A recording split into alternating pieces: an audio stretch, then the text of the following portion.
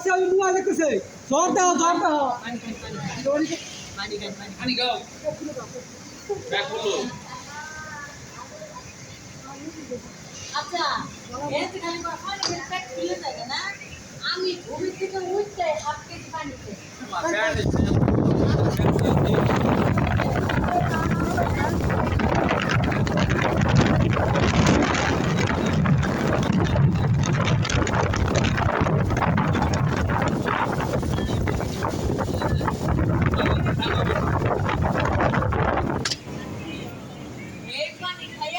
ভাত খাই না পানি পানি খাই